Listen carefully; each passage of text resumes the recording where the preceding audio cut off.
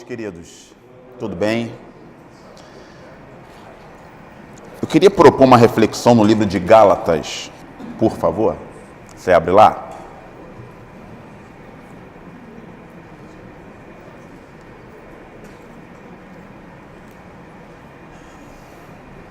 Maravilha, feliz de ver. Alvinegra ali rindo à toa. Valbe aí. Show.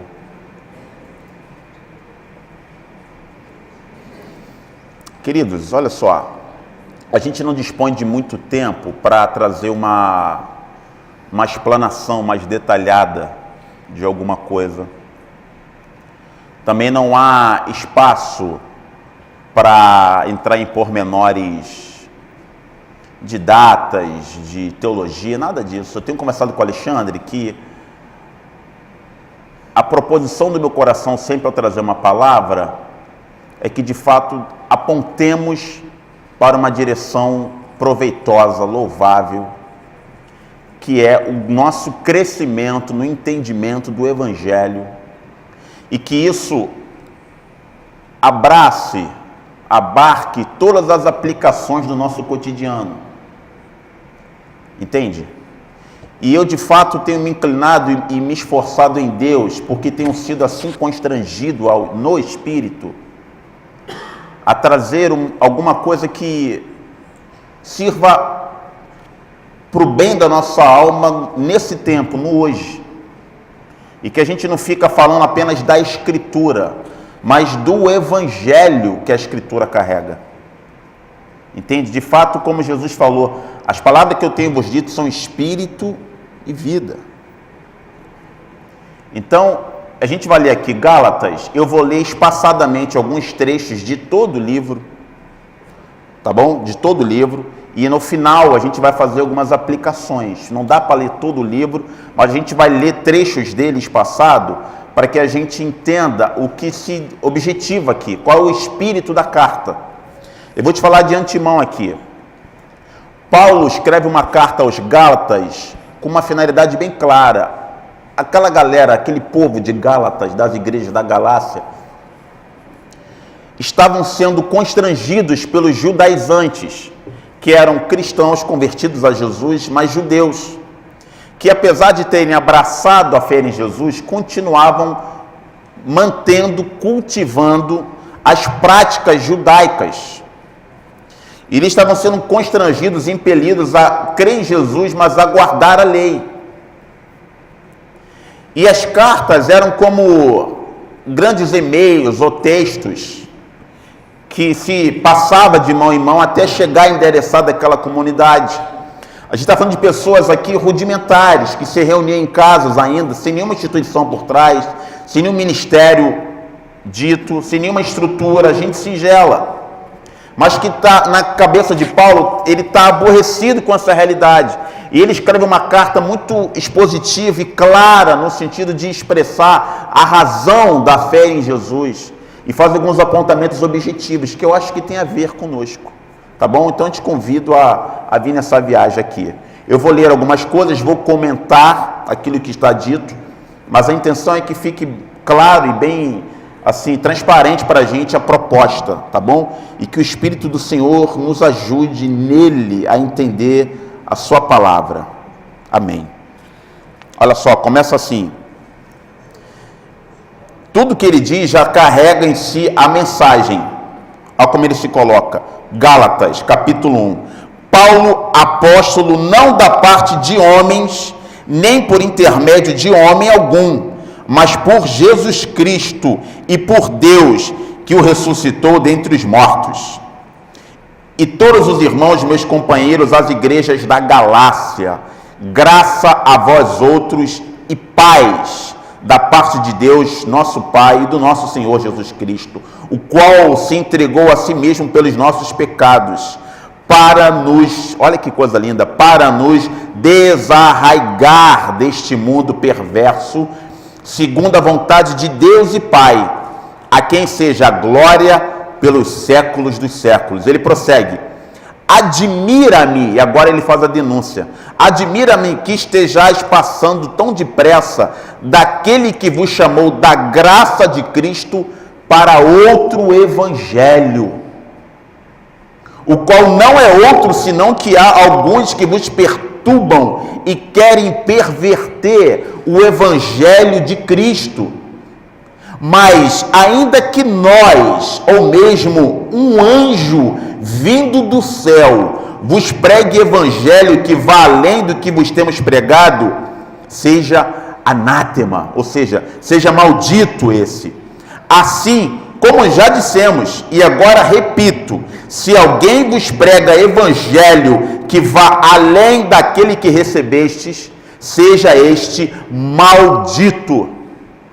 Ele prossegue: porventura procuro eu, ele expõe, o profeta, o apóstolo apaixonado, passional, implicado na mensagem, porventura procuro eu agora o favor dos homens ou de Deus? Ou procuro agradar a homens? Se agradasse ainda a homens, não seria servo de Cristo. Faço-vos, porém, saber, irmãos, que o evangelho por mim anunciado não é segundo homens, porque eu não o recebi, nem o aprendi de homem algum, mas diante a revelação do próprio Jesus Cristo. E vale lembrar que Paulo não andou com Jesus. Paulo não o conheceu pessoalmente como os 12 que estavam em Jerusalém, ok? Essa revelação que ele recebeu de Jesus foi do Cristo já crucificado, já revelado, já ressuscitado, do Cristo glorioso, do Cristo eterno, do Jesus não personagem histórico humano, mas do Jesus Deus. Ele recebeu o evangelho, o ensino do significado do evangelho, do próprio Cristo já revelado e ressuscitado. E ele está defendendo essa relação que ele tem com o próprio Senhor e dando testemunho da verdade dessa pregação em frente às mentiras que aquelas pessoas têm ouvido. Ok? Então vamos continuar aqui. Ele está dizendo: porque não recebi nem aprendi de homem algum, mas mediante a revelação de Jesus Cristo. No versículo 13 ele diz: porque ouviste qual foi o meu proceder outrora no judaísmo. Paulo era judeu. Como sobremaneira eu persegui a igreja de Deus e eu mesmo a devastava. É verdade. Na minha nação, quanto ao judaísmo, eu avantajava-me a muitos da minha idade, sendo extremamente zeloso das tradições de meus pais. Está dizendo: olha, eu era judeu, eu conheço a lei, eu persegui a igreja, eu fui inimigo de Jesus. Quando, porém, versículo 15, quando, porém, ao que me separou antes de eu nascer e me chamou pela sua graça, aprouve revelar seu Filho Jesus em mim, para que eu pregasse entre os gentios, ou seja, entre os não-judeus, sem detença, não consultei carne nem sangue. Não dei satisfação a homem nenhum acerca da revelação de Jesus para mim, simplesmente criei. Não subi a Jerusalém, 17, para os que já estavam lá, porque eram apóstolos antes de mim, mas parti para as regiões da Arábia e voltei outra vez para Damasco. Olhe para mim aqui. Então, você percebeu que Paulo está advogando e defendendo a autenticidade e o direito dele pregar um evangelho que não tem preocupação em dar satisfações a Jerusalém e aos 12. Ele não está preocupado em montar um ministério que seja aceitável nem aos apóstolos. E ao longo da carta ele vai dizer que foi a Jerusalém algumas vezes, teve com Pedro, teve com Cefas, que é Pedro, teve com Tiago, e ele diz que essa relação pouco acrescentou a ele, a ponto dele pessoalmente confrontar Pedro, porque Pedro uma vez estava comendo entre os gentios de forma tranquila, relaxada, mas chegou aos de Jerusalém e ele se constrangeu. Porque na cabeça dos apóstolos de Jerusalém, não havia ainda, como havia em Paulo, a profundidade do que significasse as boas novas de Jesus. A igreja de Jerusalém ainda era uma igreja judaica, caseirinha, que guardava os rudimentos da lei. E no coração do Paulo, a intensidade do Paulo, a dilatação da compreensão dele, não havia mais espaço, uma vez que se cresce em Jesus, para ainda se subordinar aos preceitos judaicos, mesmo ele sendo judeu. Ele fala, olha, rompi com isso. Eu fui lá falar com eles, estar com eles, mas pouco me acrescentou. Ele diz em outra ocasião, porque eu sou como um nascido fora de hora. Eu sou como nascido fora de hora. Mas quando eu recebi a chamada do Evangelho, eu não consultei ninguém, porque eu não preciso dar satisfação sobre aquilo que eu creio. Eu sei que é verdade, porque eu aprendi do próprio Jesus. E isso o põe só por essa afirmativa, só por essa fé, só por esse posicionamento, isso o põe como inimigo de muitos. Porque ele não se detinha a conselhos, a ministérios, a reuniões. A gente está falando de um homem ousado, que carrega consigo uma mensagem tão original e profunda, que nem os 12 são capazes de compreender em sua totalidade, a ponto de Pedro, em sua carta, dizer em outra ocasião, que Paulo fala coisas demais profundas e difíceis. Então ele está escrevendo com esse intuito. Vamos prosseguir aqui, ok? Aí no capítulo 2, no verso 16, diz assim, sabendo contudo, 2,16, eu ainda peguei uma Bíblia pequenininha, uma letra pequenininha, que é para me esforçar mesmo, 12,16, sabendo contudo que o homem não é justificado por obras da lei, e sim mediante a fé em Jesus Cristo, também temos crido em Cristo Jesus, para que fôssemos justificados pela fé em Cristo, e não por obras da lei, pois por obras da lei ninguém será justificado. Ele fala, olha, nada que vocês possam fazer, ainda que seja da lei, estabelecido por Moisés, seja alguma coisa razoável, bom, benéfico, nenhum comportamento exterior, nenhuma atitude, nenhuma performance é capaz de justificar vocês diante de Deus. Ok? Fique claro isso, ele está dizendo aqui. Aí no 18 ele diz, 2,18, porque se eu torno a edificar, a levantar, a manter aquilo que eu destruí, que é a ordenança da lei, que é o judaísmo, a mim mesmo eu me constituo transgressor, porque eu, mediante a própria lei, eu morri para a lei, para aquilo que era exterior, eu morri para aquilo que era preceito legal, eu morri para a moral, eu morri para a performance, eu morri para a religiosidade, a fim de viver para Deus. Ele diz, eu estou crucificado com Cristo. Logo, o 20, já não sou eu quem vive, mas Cristo vive em mim. Que loucura, cara. E se esse viver que agora eu tenho aqui nessa carne, nesse tempo, nesse plano, aqui nesse espaço, eu vivo pela fé no Filho de Deus, que me amou e a si mesmo se entregou por mim. Aí ele diz no 21, não anulo a graça de Deus, pois se a justiça, se o homem é aceitável a Deus mediante a lei, ou seja, se o homem é feito santo e é aceitável a Deus por alguma coisa que ele faz, segue-se que Cristo morreu em vão. E ele segue expondo aqueles homens a razão da fé dele. E ele fala, olha, se vocês se submeterem ainda a essa gente, tendo cuidado de guardar a lei, vocês estão simplesmente anulando a graça de Jesus. Isso não faz sentido. Ele é radical. Ele não consegue achar pertinência, relevância, propriedade em confessar Jesus, se ver morto na cruz de Jesus, ainda assim cuidar de preceitos legais. Ele não tem tolerância a isso. Para ele isso é um retrocesso. O que os outros tentavam manter, tentavam fazer uma combinação, e ele falava, olha, esqueçam isso, esqueçam, e ele segue apaixonadamente defendendo seu entendimento. No capítulo 3 ele diz, olha só, ó Gálatas insensatos, insensatos, gente sem juízo. Vocês estão tolos, estão bobos, abobalhados. O que está acontecendo com vocês? Quem vos fechou os olhos? Quem vos fascinou a vós outros? Vocês cujos olhos viram que Jesus Cristo exposto como crucificado, ante cujos olhos foi Jesus Cristo exposto como crucificado. Quero apenas saber isso. Me responda uma coisa. Vocês estão se metendo aí a lei? Recebeste o Espírito Santo pelas obras da lei?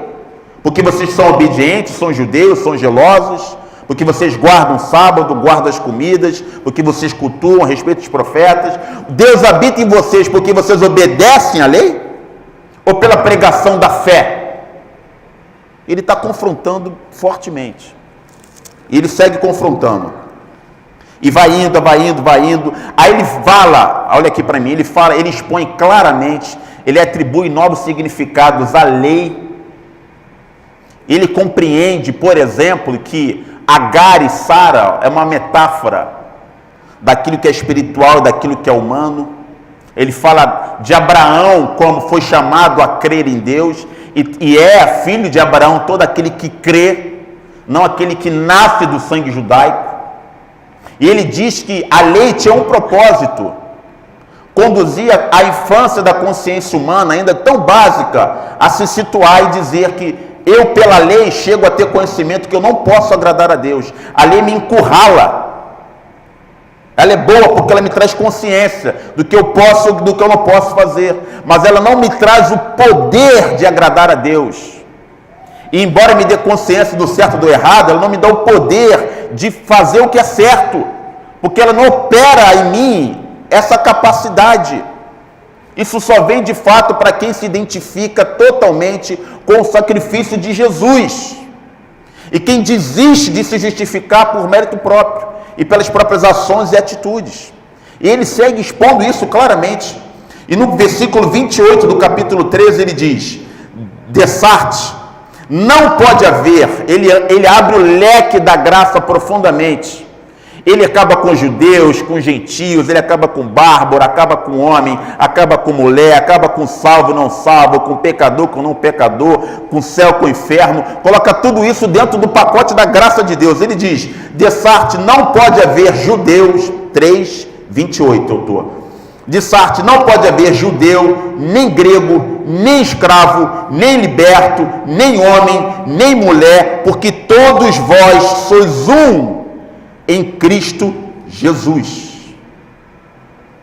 No versículo 9 do capítulo, no versículo 9 do capítulo 4 ele diz: Mas agora conheceis a Deus, ou antes, sendo conhecido por Deus, como estáis voltando outra vez aos rudimentos fracos e pobres, aos quais de novo quereis ainda escravizar-vos.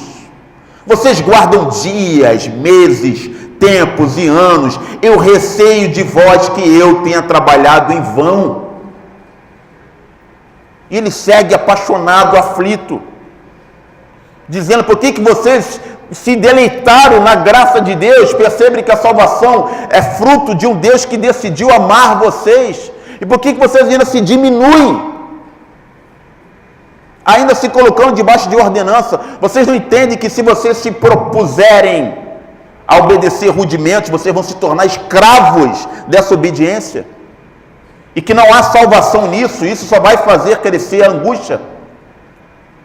Ele está confrontando e fala: eu tenho medo que talvez eu tenha pregado em vão para vocês. E ele segue, lá na frente no versículo 19 do capítulo 4, 19:4 ele diz: meus filhos, por quem de novo sofreu as dores de parto, até ser Jesus Cristo formado em vós. Olha só, meus filhos, por quem de novo sofro as dores de parto, até ser Cristo formado em vós.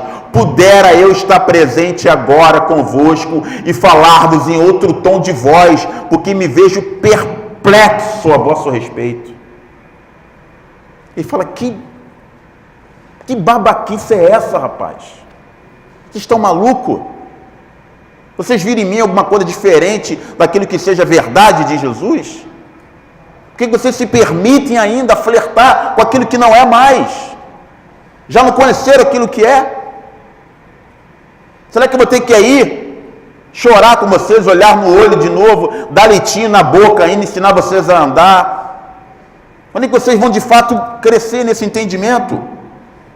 E ele segue falando, versículo 5, ele fala da lei, fala de Cristo, e vem falando lindamente. No versículo 7, do capítulo 5, último versículo que vamos ler, ele diz assim, versículo 7 do capítulo 5 de Gálatas: vós corrieis bem, quem vos impediu de continuardes a obedecer à verdade? Vocês corriam bem, quem vos impediu de continuardes a obedecer à verdade?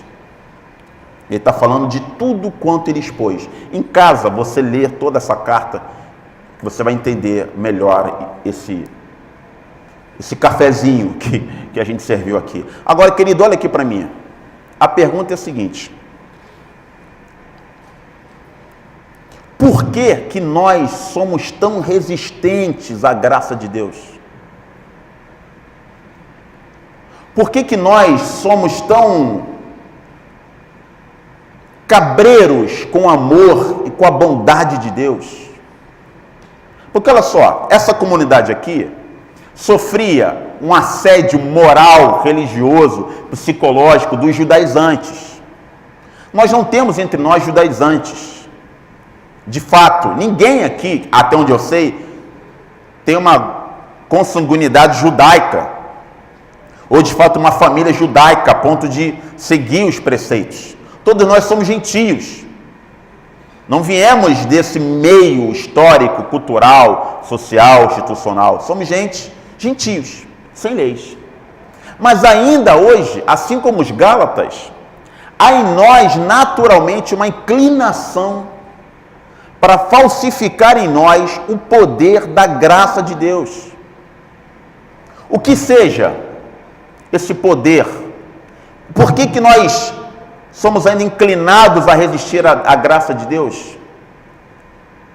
Ou seja, não há judaizantes entre nós, mas ele diz: corria tão bem, quem vos impediu de continuares a obedecer à verdade? O que há de fato em nós, na nossa natureza, na nossa mente, que concorre contra a graça de Deus, a ponto de nos fazer retroceder na compreensão do Evangelho? E mais do que compreensão, não falo compreensão intelectual, não. Eu falo compreensão como experiência de vida. Que elementos são esses em nós? Ou será que isso era uma inclinação natural dos Gálatas? Será que isso acontecia com eles? Eu acho que não. Eu vejo em alguns casos, assim, a liberdade que a graça propõe em Jesus, ela é desesperadora para a maioria de nós. Seguir a exterioridades, seguir a regras, seguir a modelos, seguir a padrões, a tal ponto de saber, fazendo isso eu estou certo, não fazendo isso eu estou errado, é infinitamente mais fácil do que seguir simplesmente uma nova consciência, da qual o seu próprio coração vai dando testemunho se você está certo ou errado. Porque Paulo diz: o Espírito habita em vocês, o Espírito está aí dentro de vocês. A gente não segue um punhado de regras sistematizado, a gente segue um ente vivo que habita na gente. Mas é infinitamente mais fácil se sujeitar a regras, ou aquilo que é certo ou errado. Paulo diz aqui na frente que em Cristo a circuncisão ou a incircuncisão não tem valor nenhum, mas sim o ser uma nova criatura. Ou seja, não é o fato de fazer alguma coisa em nome de Deus, ou de deixar de fazer em nome de Deus, que determina a qualidade da sua alma ou da sua fé. Não, mas é o significado com o qual você faz aquilo. E Paulo denuncia essa nossa inclinação de dar satisfação ao mundo fora da gente, dizendo: olha, vocês precisam olhar para dentro. Vocês precisam olhar para a alma de vocês, porque é aí que a verdade habita. É aí que vocês experimentam ou não a verdade do Evangelho. E se sujeitar a um código exterior significa se reduzir e violentar essa própria alma que está em você. Então, para nós, por exemplo, questões tão triviais, básicas, por exemplo, beber ou não beber, não é? Que tipo de música a gente se ouve? O que se pensa de sexo antes ou depois do casamento, ou só casando ou sem casar? Qual o significado disso? Ou até mesmo que seja casamento, né? Aquilo que só é institucionalmente aceito, ou se casa na alma. Porque o convite do Paulo é o seguinte: olha, reflitam sobre a qualidade da vida de vocês. Expressem essa nova criatura. Não vivam apenas para as performances exteriores.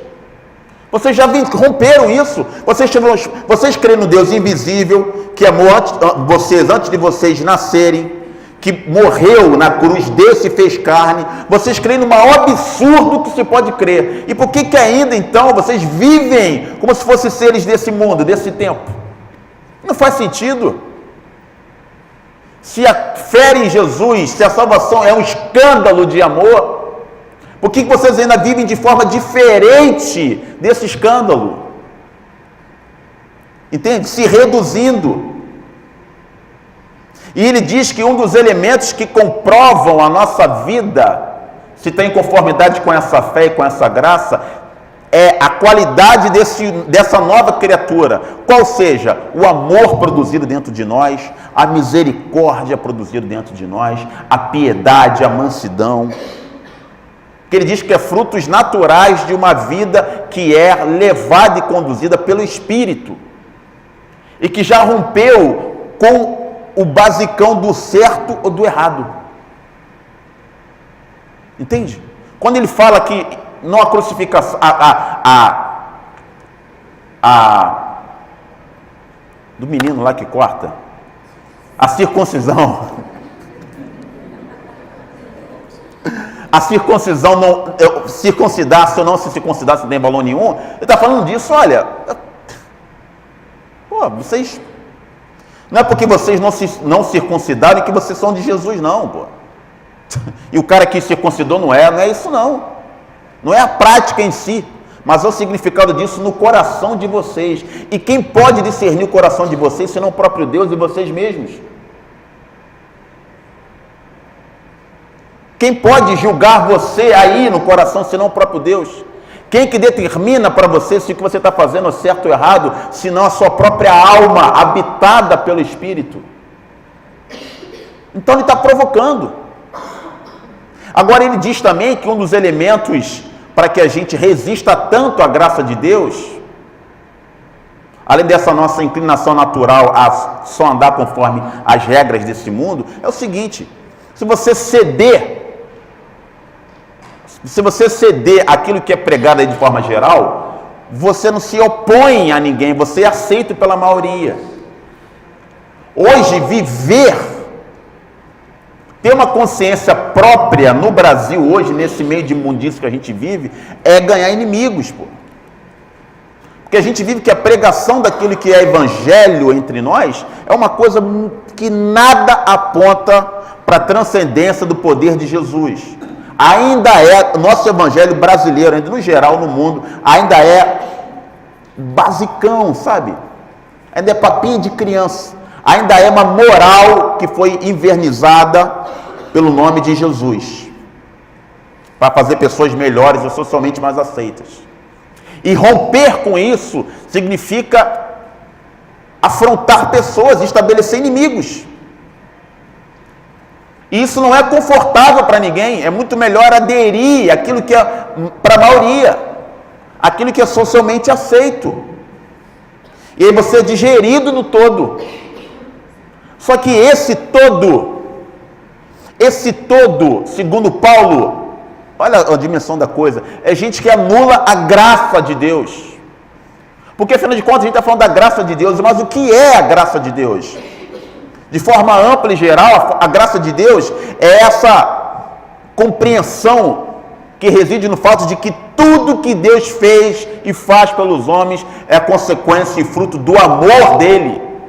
E que fora dessa experiência de amor, nada faz sentido. Nada. Nada. Eu posso pregar eloquentemente, posso ser admirado por você, eu posso ter você na mais alta estima. Eu posso ser alguém muito importante para você, considerado. Mas se de fato essa postura, essa fala, não nasce de coração genuíno, isso é nada. Paulo falou isso, a minha compreensão do judaísmo, considerei como esterco. Nada disso mais me leva a lugar nenhum. Nada disso. E ele enfrentou o próprio Pedro para falar: rapaz, pelo amor de Deus, que papo é esse? Você está à vontade entre nós. Aí os caras de Jerusalém chegaram, você se revestiu da couraça do apóstolo, da imagem. É muito difícil viver sem amar imagem, gente. É ou não é? É muito difícil. Ser alguém diferente daquilo que as pessoas estabelecem para a gente. E abraçar de fato essa nova criatura que só é real e possível em Jesus. Então, essas provocações sobre por que somos resistentes à graça, visa de fato abrir o nosso entendimento e dilatar a nossa alma, para que a gente cresça nessa disciplina, nesse entendimento. Paulo diz: eu oro para que de fato Cristo seja formado em vocês. Não para que vocês apenas o sigam, o admirem, o idolatrem Jesus, não. Eu quero que Cristo seja formado em vocês. Vocês entenderam? Cristo em vocês. Em vocês. Não é apenas o seguindo, admirando, falando dele, não. É ele em vocês. Isso é fruto do Espírito. Se vocês se diminuírem ainda no que está aí, vocês nunca vão chegar lá. Esse é o desespero dele. E a voz do profeta, do apóstolo, que ecoa entre nós aqui. Eu tenho um imenso desejo, e essa é a minha oração diária, cara. O Pai sabe. E eu tenho muito temor desse tipo de palavra e das implicações daquilo que eu falo, porque eu sei que a vida me demandará as respostas de fé daquilo que eu mesmo prego. Eu sei que isso tem consequências. Não é uma análise bíblica do que estamos falando aqui. E minha oração é para que de fato eu não me perca nesse caminho, me diminuindo a dimensões e coisas da quais eu já rompi. De forma que aquilo que eu falo, aquilo que eu escrevo, seja de fato vivido pela minha alma. E eu de fato me pareça por dentro conforme aquilo que eu falo para fora. Entende? Essa é a exortação, a chamada de Paulo para os Gálatas. Então eu oro para que de fato não resistamos à graça de Deus e abracemos isso. Amém? Fique de pé, por favor. A gente pode falar, mas não dá, né? Passei muito não, passei? Não.